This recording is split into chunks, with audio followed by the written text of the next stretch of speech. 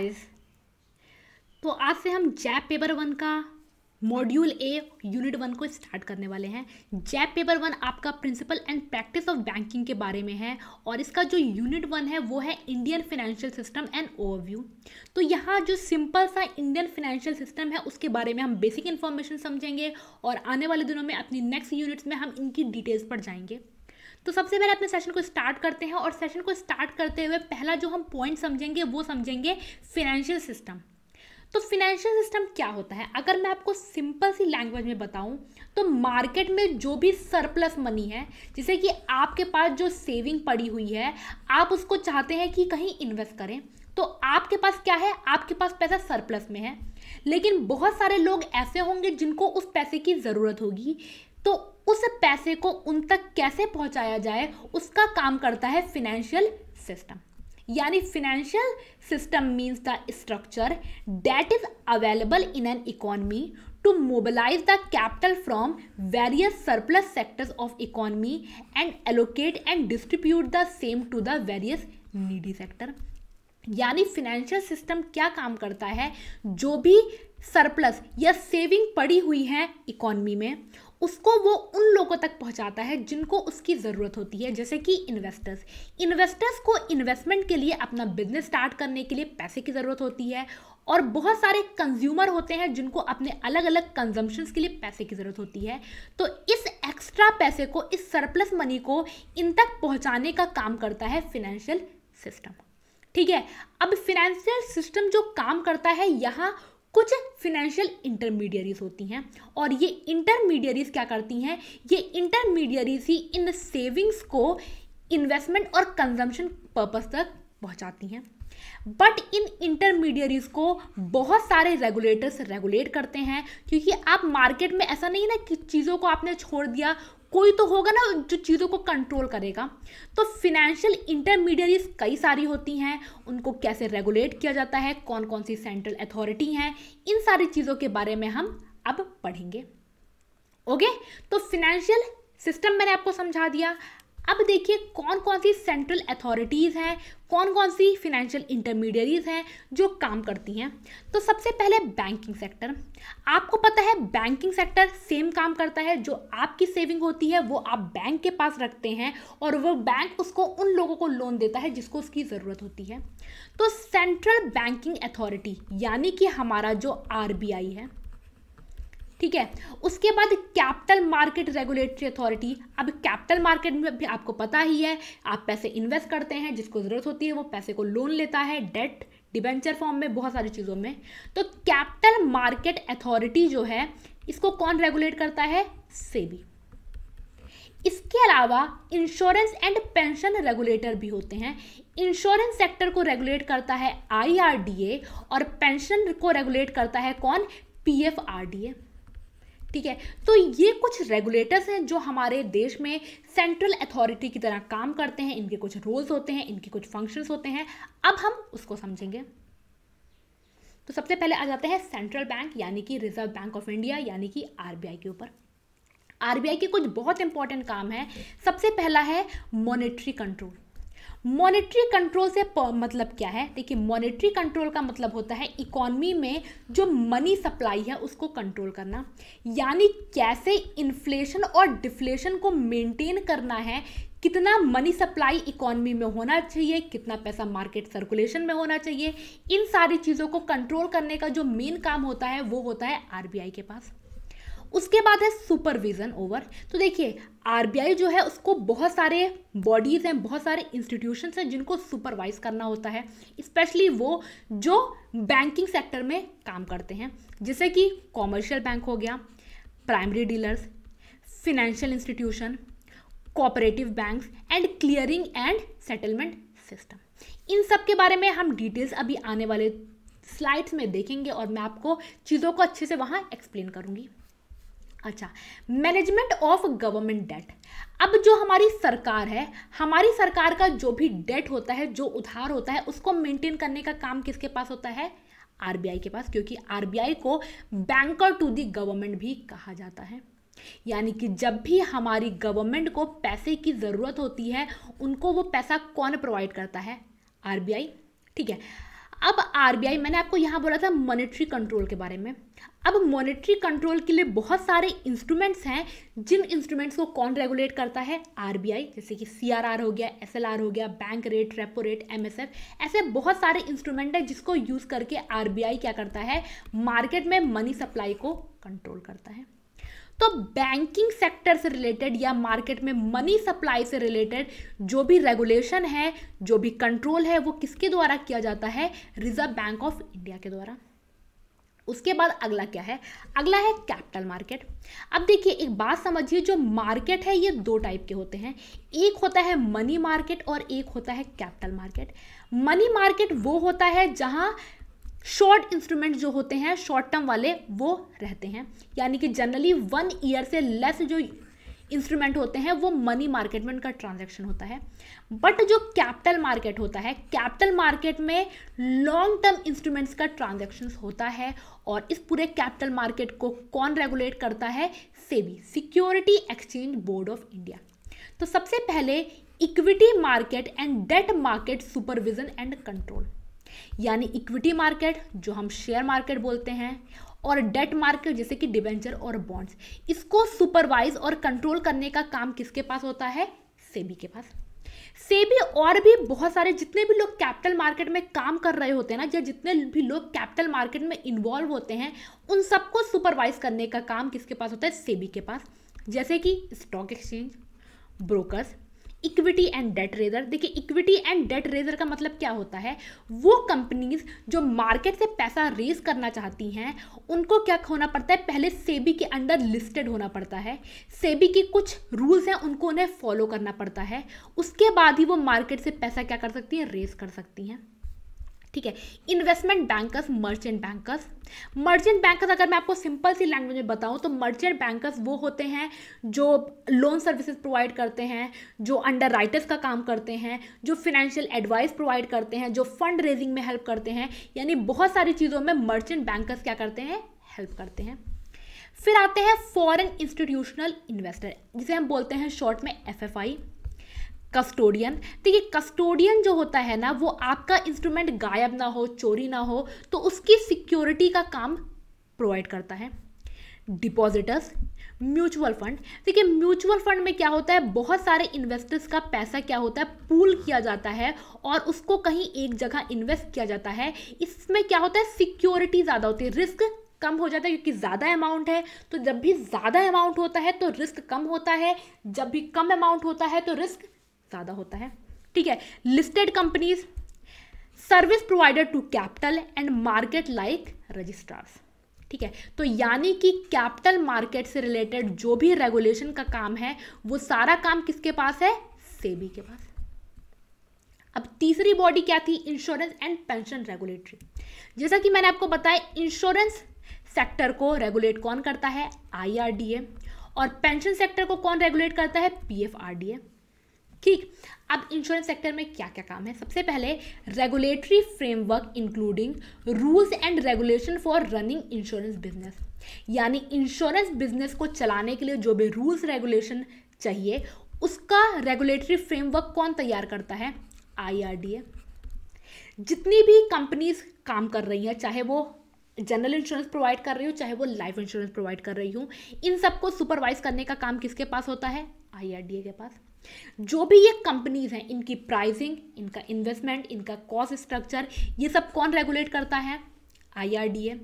और जो भी ब्रोकर्स हैं, देखिए ब्रोकर्स यहाँ मतलब हुआ चाहे वो कोई इंडिविजुअल कंपनी हो जो इंश्योरेंस का ही काम करती हो, या फिर कोई बैंक्स हो जो as a agent, as a broker काम कर रहे हो, इनको भी रेगुलेट करने का काम आईआरडीए ही करता है। यानी इंश्योरेंस से रिलेटेड सारी चीज़ों कौन हैंडल करता है? आईआरडीए। वैसे ही पेंशन से रिलेटेड, यानी पेंशन से रिलेटेड जो रूल्स बनाने हैं या उसको रेगुलेट करना है, ये पूरा काम किसके पास होता है? पीएफआरडीए के पास। ठीक है। अच्छा, ये तो हो गया हमारा बेसिक डिटेल कि जो फाइनेंशियल इंटरमीडियरीज हैं उनको कौन रेगुलेट करता है, उसमें क्या क्या इंपॉर्टेंट पॉइंट्स हैं। अब यहाँ से कुछ इंपॉर्टेंट टर्म्स हैं जो आपसे एग्जाम्स में पूछे जाते हैं, तो हम उन इंपॉर्टेंट टर्म्स को समझेंगे। सबसे पहले आते हैं कॉमर्शियल बैंक्स पर। ठीक है। इन जनरल आपको जो भी बैंक दिखता है, जैसे कि SBI हो गया, ICICI हो गया, एक्सिस बैंक हो गया, या फिर HSBC हो गया, सिटी बैंक हो गया, यानी कि जो इन जनरल आपको बैंक्स दिखते हैं जहां आप अपना जाकर ट्रांजैक्शंस करते हैं, वो क्या कहलाते हैं? Commercial bank. तो मैंने बोला पब्लिक सेक्टर बैंक, मैंने बोला प्राइवेट बैंक, और मैंने बोला फॉरेन बैंक। ये तीनों ही जो बैंक्स हैं वो क्या है? कॉमर्शियल बैंक है। अब क्या इसकी डेफिनेशन यही है? नहीं। देखिए, कॉमर्शियल बैंक वो बैंक्स हैं जो आपके डिपॉजिट को एक्सेप्ट करें, जो बिजनेस लोन प्रोवाइड करें, और जो बेसिक इन्वेस्टमेंट प्रोडक्ट्स प्रोवाइड करें जो उनको प्रॉफिट अर्न कराए। यानी कॉमर्शियल बैंक क्या करते हैं? कॉमर्शियल बैंक डिपॉजिट एक्सेप्ट करते हैं, ये बिजनेस लोन प्रोवाइड करते हैं, और ये इन्वेस्टमेंट प्रोडक्ट भी प्रोवाइड करते हैं जिससे कि उनको प्रॉफिट अर्न हो। ठीक है, example public sector bank, private sector bank, foreign bank etcetera. इसके बाद जो नेक्स्ट टर्म हम समझेंगे वो है NBFCs, non banking financial companies. देखिए, नॉन बैंकिंग फाइनेंशियल कंपनीज और बैंक्स में काफ़ी सारी सिमिलैरिटीज़ होती है, बट काफ़ी सारे डिफरेंसेस भी होते हैं। सबसे पहले तो जो NBFCs होती हैं ना, वो कंपनीज एक्ट के अंडर रजिस्टर्ड होती हैं, और आपको पता ही है बैंकिंग से रिलेटेड तो अलग ही है। तो अ non banking financial corporation is a company incorporated under the Companies Act 2013 or 1956, which is engaged in the business of loan and advances, acquisition of stocks, equity, debt, etc. issued by government or any local authority। यानी देखिए, NBFCs वो होती हैं जो companies act 2013 या 1956 के under registered होती हैं। इनका जो काम होता है, ये लोन एंड एडवांसेस प्रोवाइड करते हैं। ये जो भी गवर्नमेंट या लोकल अथॉरिटीज़ के स्टॉक, इक्विटी, डेट, इन सारी चीज़ों को इशू करते हैं। ठीक है, अच्छा, सबसे मेन जो डिफरेंस होता है ना, मैं आपको ये बता देती हूँ एक बहुत बेसिक सा पॉइंट्स। जो बैंक्स होते हैं ना, वो डिमांड डिपॉजिट और टर्म डिपॉजिट दोनों एक्सेप्ट करते हैं। डिमांड डिपॉजिट में आपका आ जाता है सेविंग अकाउंट और करंट अकाउंट, और टर्म में आ जाता है RD और FD। जो NBFCs होती है वो डिमांड डिपॉजिट एक्सेप्ट नहीं कर सकती। ठीक है, अच्छा, according to section 45(1)(c) of RBI act, a non banking company carrying on business of financial institution will be an NBFCs। तो देखिए, नॉन बैंकिंग कंपनीज क्या हैं? वो जो भी फाइनेंशियल इंस्टीट्यूशन का काम कर रही हैं, according to section 45(1)(c) of RBI act, उनको हम NBFCs कहते हैं। ठीक है, NBFCs को गवर्न कौन करता है? NBFCs को मिनिस्ट्री ऑफ कॉर्पोरेट अफेयर्स और RBI, ये दोनों ही मिलकर गवर्न करते हैं। ये भी पॉइंट याद रखिएगा। अब देखिए क्या होता है, बहुत सारी NBFCs ऐसी होती हैं जिनको RBI के अंडर रजिस्ट्रेशन कराने की ज़रूरत नहीं है। अब वो NBFCs कौन सी हैं उनको समझते हैं। तो सबसे पहले कोर इन्वेस्टमेंट कंपनीज। देखिए, कोर इन्वेस्टमेंट कंपनीज वो कंपनीज होती हैं जो शेयर, सिक्योरिटी, इन सब के एक्विजिशन इनमें डील करती हैं। बट अगर ये कोर इन्वेस्टमेंट कंपनीज की जो एसेट साइज है वो 100 करोड़ से कम की होती है, या फिर ये पब्लिक फंड नहीं लेती हैं, तो इनको RBI के अंडर रजिस्टर्ड होने की ज़रूरत नहीं है। अगर ये इससे ज़्यादा होंगी तब इनको रजिस्टर होने की ज़रूरत है। मर्चेंट बैंकिंग कंपनीज, मैंने अभी आपको बताया था कि मर्चेंट बैंकिंग कंपनीज क्या होती हैं? जो अंडर राइटिंग, जो लोन सर्विसेज, जो फाइनेंशियल एडवाइस, फंड रेजिंग, ये सारी सर्विसेज प्रोवाइड करती हैं, और इनको भी RBI के अंडर रजिस्टर होने की ज़रूरत नहीं है। Companies which are engage in the business of stock broking, वो कंपनीज जो स्टॉक ब्रोकिंग में काम कर रही हैं उनको नहीं है। हाउसिंग फाइनेंस कंपनीज, जो कंपनीज हाउसिंग फाइनेंस का काम देती हैं, यानी ये काम कर रही हैं, उनको भी नहीं है। Company engage in the business of venture capital. अब देखिए, वेंचर कैपिटल का मतलब क्या होता है? वेंचर कैपिटल का मतलब होता है, सपोज एक स्टार्टअप है, अब उस स्टार्टअप को अपना बिजनेस स्टार्ट करने के लिए पैसा चाहिए, तभी वो ग्रो कर पाएगी। अगर पैसा नहीं होगा तो ग्रो तो कर नहीं सकती। तो जो बड़े बड़े बिजनेसेस होते हैं, जो बड़े बड़े इंस्टीट्यूशंस होते हैं, वो अपना पैसा क्या करते हैं? वो अपना पैसा इन्वेस्ट करते हैं इन स्टार्टअप्स में, और इनको ही बोलते हैं वेंचर कैपिटल। तो जो भी बिजनेस वेंचर कैपिटल में इन्वॉल्व है उनको भी RBI के अंडर रजिस्टर होने की ज़रूरत नहीं है। Insurance companies holding a certificate of registration issued by IRDA के अंडर जो भी इंश्योरेंस कंपनीज रजिस्टर्ड हुई हैं उनको नहीं है। चिट फंड कंपनीज, ठीक है, चिट फंड कंपनीज, मैं ये उम्मीद कर रही हूँ आपको पता होगा चिट फंड कंपनीज क्या होती हैं। Chit fund companies as defined in the section 2 clause B of chit fund act 1982। तो जो भी chit fund companies section 2 clause B of chit fund act 1982 के अंडर डिफाइन की गई हैं उनको नहीं है। और निधि कंपनीज को भी आरबीआई के अंडर रजिस्ट्रेशन की ज़रूरत नहीं है। निधि कंपनीज क्या होती हैं, बेसिकली जो भी निधि कंपनीज के मेंबर्स होते हैं ना, उनमें सेविंग की हैबिट्स को बढ़ाने के लिए क्या करते हैं, बहुत सारे ऐसे कंपनीज इस्टेब्लिश की जाती हैं। ये अपने मेंबर्स को सारी सर्विसेज प्रोवाइड करती हैं। ये जनरली कई बार क्या होता है, बैंक से ज़्यादा लोन प्रोवाइड करती हैं और बोलती हैं आप अपना जो भी सेविंग है ना वो हमारे पास इन्वेस्ट करिए, ठीक है। तो इन सब को, ये जितनी भी एनबीएफसीज हैं, इनको आरबीआई के अंडर रजिस्ट्रेशन की ज़रूरत नहीं है। अच्छा, अब आ जाते हैं प्राइमरी डीलर्स पे।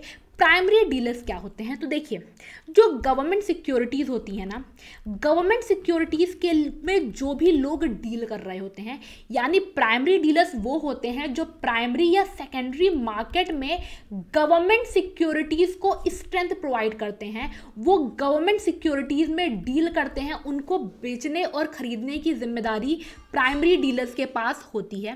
तो they deal in the government securities and deal in the both primary and secondary market. Their basic responsibility is to provide market for government securities and strengthen the government securities market. Next है financial institution. अब financial institutions क्या होते हैं, financial institution are companies in the financial sector that provide a broad range of business and services including banking, insurance and investment management. यानी financial institution वो companies हैं जो basically banking, insurance और investment, जितनी भी इस टाइप की services हैं वो फिनेंशियल सेक्टर में प्रोवाइड करती हैं। जो भी कंपनीज इसमें इन टाइप के काम में डील करती हैं वो क्या कहलाती हैं, फिनेंशियल इंस्टीट्यूशंस। उसके बाद है पेमेंट एंड सेटलमेंट सिस्टम। देखिए अगर मैं आपको सिंपल सी लैंग्वेज में बताऊं, आपको यहाँ ज़्यादा डिटेल पे नहीं जाना है कि पेमेंट सेटलमेंट सिस्टम पूरा कैसे काम करता है। आप जब भी किसी को पेमेंट कर रहे हैं या फिर आपको जब भी पैसा मिलना है, तो वो जो सेटलमेंट होता है, वो जो पूरा ट्रांजैक्शंस हो रहे हैं ना, वो पेमेंट एंड सेटलमेंट सिस्टम के ही अंडर आते हैं। देखिए they are covered by the payment and settlement system act 2007।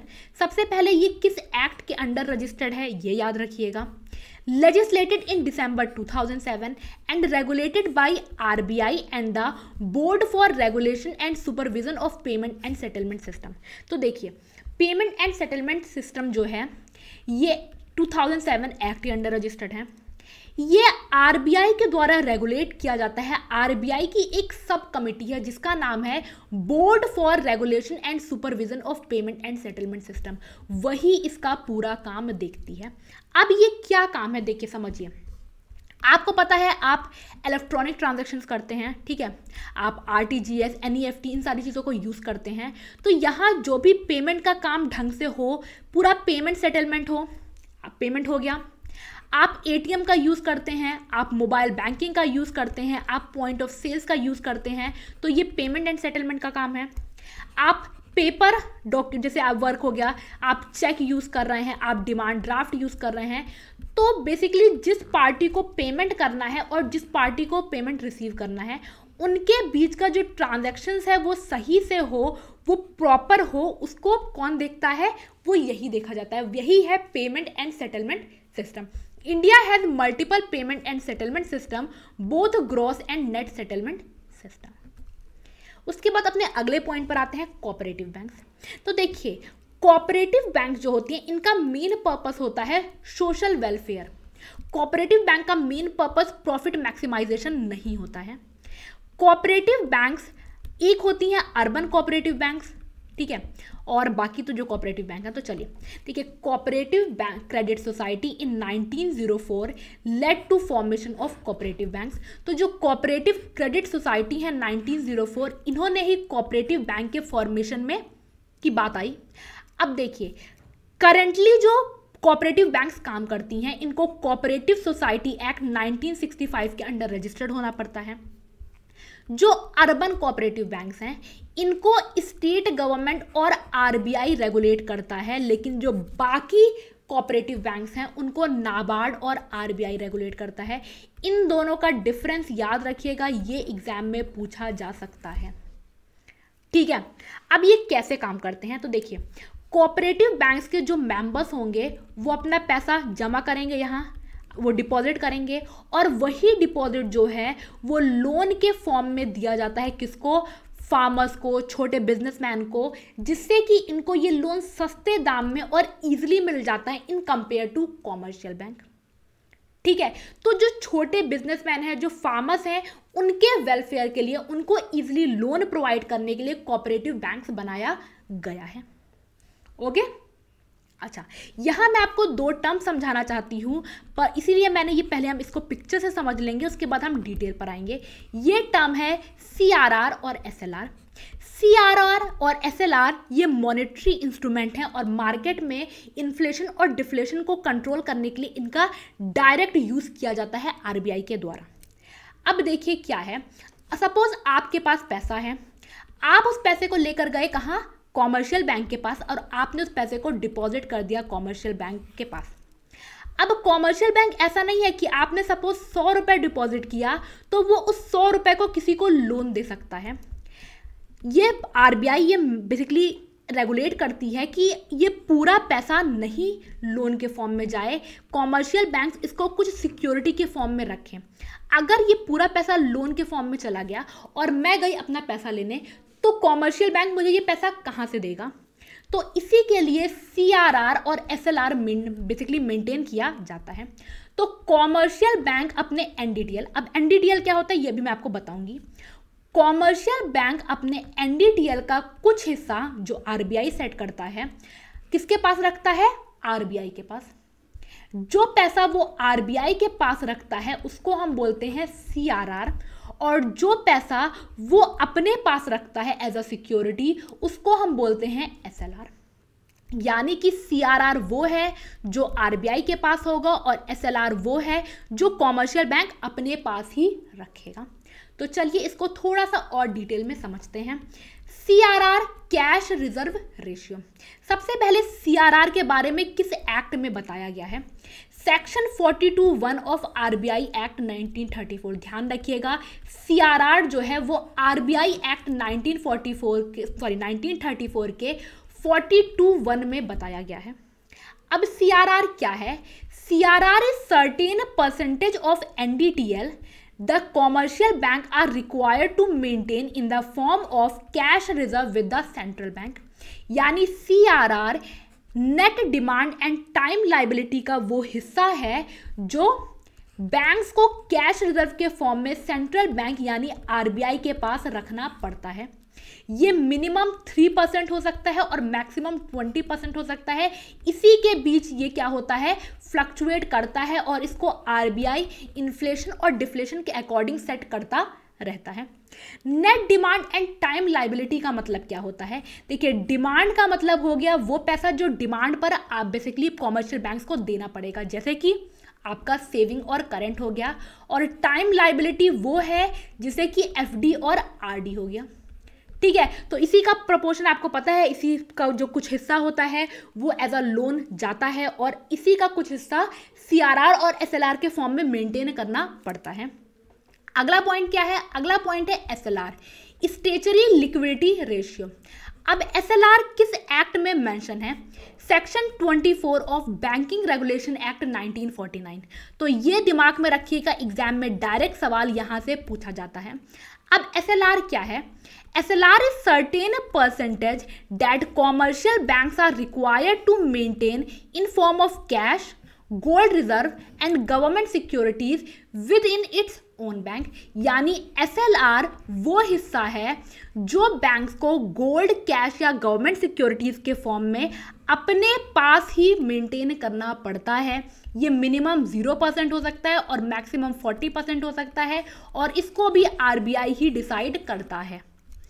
उसके बाद आ जाते हैं हम अगले पॉइंट पे जो कि है स्टॉक एक्सचेंज। अब स्टॉक एक्सचेंज आपने बीएससी, एनएससी इन सब का नाम तो सुना ही होगा। बीएससी, एनएससी बेसिकली एक मार्केट है जहां क्या होता है, जो भी फाइनेंशियल इंस्ट्रूमेंट्स हैं उनका ट्रांजैक्शन होता है, यानी उनको खरीदा या बेचा जाता है। तो a stock exchange, security exchange और bourses a facilities where stock brokers and traders can buy and sell securities such as share of stock, bond and other financial instruments. ध्यान रखिएगा, स्टॉक एक्सचेंज में ब्रोकर्स या traders ही deal कर सकते हैं, वही आपके बिहाफ पे ट्रांजेक्शन्स करते हैं, आप डायरेक्टली जाकर वहां ट्रांजेक्शन्स नहीं कर सकते। तो इसी बात पर ब्रोकर समझते हैं। ब्रोकर्स कोई भी इंडिविजुअल या फर्म हो सकती है जो आपसे फीस या कमीशन चार्ज करती है, किस चीज़ के लिए?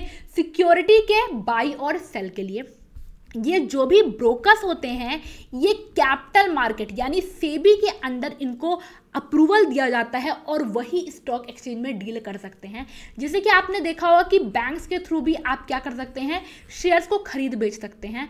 तो ये जो बैंक्स होते हैं ना, ये भी सेबी के अंडर एज अ एजेंट इस काम को करने के लिए रजिस्टर्ड होते हैं। बहुत सारी इंडिविजुअल या फर्म्स होती है, आपने शेर खान का नाम सुना होगा, ऐसे कई सारे हैं जो क्या है, एज अ ब्रोकर काम करते हैं। आप उनके थ्रू अपना शेयर्स खरीद या बेच सकते हैं, जो भी आप ट्रांजेक्शन्स करना चाहते हैं। उसके बाद आ जाते हैं अगले टर्म पर, जिसे बोलते हैं FII, फॉरेन इंस्टीट्यूशनल इन्वेस्टर्स। अब foreign institutional investor, basically investors क्या होता है? ये वो होते हैं, सपोज आप US में रह रहे हैं और आप इंडिया में इन्वेस्ट करना चाहते हैं, तो आप FII के थ्रू किसी दूसरे देश में क्या कर सकते हैं, इन्वेस्टमेंट कर सकते हैं, और यही कहलाता है foreign institutional investor. A foreign institutional investor is an investor or investment fund registered in a country outside of the one in which it is investing. उसके बाद डिपॉजिटरीज। देखिए डिपॉजिटरीज का मेन काम क्या होता है? डिपॉजिटरीज का काम होता है डीमैट यानी इलेक्ट्रॉनिक फॉर्म में शेयर्स को क्या करना, होल्ड करना, और जब भी आप उसका ट्रेड करना चाहें तो उसको एक के से दूसरे तक क्या करना, ट्रेड करना। यानी कि डिपॉजिटर्स होल्ड सिक्योरिटीज इन डीमैट फॉर्म, यानी कि not in physical form, electronic form, on instruction of the stock exchange clearing house supported by documentation, a depository transfer securities from the buyer to seller in an electronic form। तो depositories जो होते हैं ये आपके shares को electronic form में रखते हैं, और जब भी स्टॉक एक्सचेंज क्लियरिंग हाउस ये बोलेगा कि इन्होंने अपना शेयर्स इनको बेच दिया है, तो वो उस शेयर्स का इलेक्ट्रॉनिक फॉर्म क्या करेगा, दूसरे वाले के, जो भी जिसने खरीदा है उसके डीमैट अकाउंट में ट्रांसफर कर देगा। तो बेसिकली वही जो है, जो आप पहले फिजिकल फॉर्म में रखते थे शेयर्स को, उसको इजीली ट्रांसफर्स के लिए डिपॉजिटरीज का यूज किया जाता है। उसके बाद नेक्स्ट टर्म है multi commodity exchange of India, MCX। तो देखिए MCX सिंपल सी लैंग्वेज में बताऊं, जहां कमोडिटीज का एक्सचेंज होता है, ठीक है, कमोडिटीज को सेल और बाई किया जाता है, वो कहलाता है multi commodities exchange of India. MCX, India's first listed exchange, is a state-of-art commodity derivatives exchange that facilitates online trading of commodity derivatives transaction, thereby providing a platform for price discovery and risk management. तो simple सी language में ध्यान रखिए, जहां commodities का transaction होता है वो कहलाता है MCX। अब हमने आज के सेशन में जो पढ़ा है उससे रिलेटेड कुछ क्वेश्चंस, मैं आपको 10 क्वेश्चंस कराऊंगी और हम ये चेक करेंगे कि आपको कितना याद है। तो सबसे पहले आ जाते हैं अर्बन कोऑपरेटिव बैंक्स के ऊपर। Urban cooperative banks are control by, urban cooperative banks को कौन कंट्रोल करता है? RBI, नाबार्ड, स्टेट गवर्नमेंट या बोथ ANC, यानी कि RBI और स्टेट गवर्नमेंट। तो याद रखिएगा अर्बन कोऑपरेटिव बैंक्स को RBI और स्टेट गवर्नमेंट कंट्रोल करता है, और बाकी जो कोऑपरेटिव बैंक्स होते हैं उनको नाबार्ड और RBI। ठीक है, तो यहाँ करेक्ट आंसर जो हो जाएगा वो हो जाएगा ऑप्शन नंबर डी। अगला सवाल देखते हैं। अगला सवाल है which of the following is not a money market instrument, इनमें से कौन सा मनी मार्केट इंस्ट्रूमेंट्स नहीं है? तो देखिए मैंने आपको मनी मार्केट इंस्ट्रूमेंट्स तो नहीं पढ़ाए हैं, बट मैंने आपको कैपिटल मार्केट इंस्ट्रूमेंट्स के बारे में बताया है, और आपको पता है ये जो बॉन्ड्स है ये कैपिटल मार्केट इंस्ट्रूमेंट का हिस्सा है, ना कि मनी मार्केट का। CD, certificate of deposit, commercial paper और ट्रेजरी बिल्स ये मनी मार्केट का हिस्सा है। अच्छा, अगला क्वेश्चन देखते हैं। अगला क्वेश्चन है who supervises depositories and mutual fund, depositories और म्यूचुअल फंड को कौन सुपरवाइज करता है? RBI, सेबी, IRDA और नाबार्ड। तो आपको पता है डिपॉजिटरीज और म्यूचुअल फंड ये कैपिटल मार्केट का हिस्सा है, और कैपिटल मार्केट को कौन रेगुलेट करता है? SEBI. So correct answer is option number B, SEBI. ठीक है, अगला पॉइंट देखिए, dash undertake the responsibility of issue of stock, fund raising and management and provide advisory services and council on the merger and acquisition etcetera. तो इनमें से कौन सा basically stock, fund raising, management, advisory ये सारी services provide करता है? Brokers, investment bankers, primary dealers और NBFCs। तो मैंने आपको बताया था इन्वेस्टमेंट बैंकर्स या मर्चेंट बैंकर्स जो हैं वो इस काम को करते हैं। So the correct answer is option number B. अगला सवाल क्या है? Companies wishing to raise equity or debt through stock exchange have to approach dash for permission to raise and get them listed on stock exchange। तो एक company है जो क्या चाहती है, जो इक्विटी और डेट के थ्रू स्टॉक मार्केट से पैसा रेज करना चाहती है, वो इनमें से किसको अप्रोच करेगी? अब देखिए, बात कर रहे हैं स्टॉक एक्सचेंज। स्टॉक एक्सचेंज कौन कंट्रोल करता है? ऑब्वियसली सेबी करता है। सो the correct answer is option number A. What is the minimum percentage of CRR that all scheduled commercial bank are required to maintain with RBI? तो मैं आपसे पूछ रही हूँ CRR मिनिमम। तो मैंने आपको CRR मिनिमम और मैक्सिमम दोनों बताया था। मिनिमम CRR है 3% और मैक्सिमम है 20%, and the correct answer is option number A. Next question देखते हैं। नेक्स्ट क्वेश्चन है, what is the maximum percentage of SLR that a bank can maintain? आपको मुझे मैक्सिमम SLR बताना है। तो आपको पता है मिनिमम SLR तो होता है 0% और मैक्सिमम कितना होता है? मैक्सिमम होता है 40%। So the correct answer is option number D. अगला सवाल देखते हैं। अगला सवाल है, NBFCs are governed by. NBFCs को कौन गवर्न करता है? Ministry of corporate affairs, SEBI, RBI, both ANC। तो NBFCs कॉर्पोरेट अफेयर्स और RBI दोनों के द्वारा ही गवर्न की जाती है। तो करेक्ट आंसर हो जाएगा ऑप्शन नंबर डी। अगला सवाल है, cooperative banks are registered under. Cooperative banks किस एक्ट के अंडर रजिस्टर्ड होते हैं? तो मैंने आपको बोला था, सिंपल सा ईयर याद रखिएगा, cooperative societies act 1965। So the correct answer is option number A. Okay, और चलिए लास्ट क्वेश्चन देखते हैं। A dash is a financial institution that holds customer security for safekeeping in order to minimize the risk of their theft और loss. तो मैंने अभी आपको बताया था कि वो फिनेंशियल इंस्टीट्यूशंस कौन से हैं जो कस्टमर की सिक्योरिटीज़ को सेफली रखते हैं, जिससे वो गायब ना हो या चोरी ना हो। और करेक्ट आंसर क्या है? करेक्ट आंसर है कस्टोडियंस। तो ये था लास्ट क्वेश्चन। गाइज, अभी तक मैं ये उम्मीद कर रही हूँ कि आपको सारा पॉइंट यूनिट 1 का क्लियर हो गया होगा। यूनिट 1 को एक बार अच्छे से क्लियर कर लीजिएगा, उसके बाद हम यूनिट 2 की तरफ बढ़ेंगे और तभी यूनिट 2 की वीडियो को देखिएगा। जैसे कि आपको पता है, आपको ये पूरा पढ़ना है, साथ ही साथ आपको मॉक टेस्ट भी देना है। मॉक टेस्ट आपके प्रिपरेशन में बहुत इंपॉर्टेंट है। तो मॉक टेस्ट आपको एम्बिशियस बाबा की साइट पर पेपर 1, पेपर 2, पेपर 3 तीनों का अवेलेबल है। ये मॉक टेस्ट आपको unit wise, module wise, full length, case study और मेमोरी बेस्ड मॉक के साथ अवेलेबल है। पेपर 1 जो अभी हम पढ़ रहे हैं, इसमें आपको 1500 प्लस क्वेश्चंस मिलेंगे। पेपर 2 में आपको 1200 प्लस क्वेश्चंस मिलेंगे और पेपर 3 में आपको 1500 प्लस क्वेश्चंस मिलेंगे। आपको इन मॉक टेस्ट को लेना है और इन मॉक टेस्ट को डेफिनेटली देना है, क्योंकि ये आपके प्रिपरेशन का एक बहुत ही इंपॉर्टेंट हिस्सा है जो आपको अच्छे से करना ही करना है।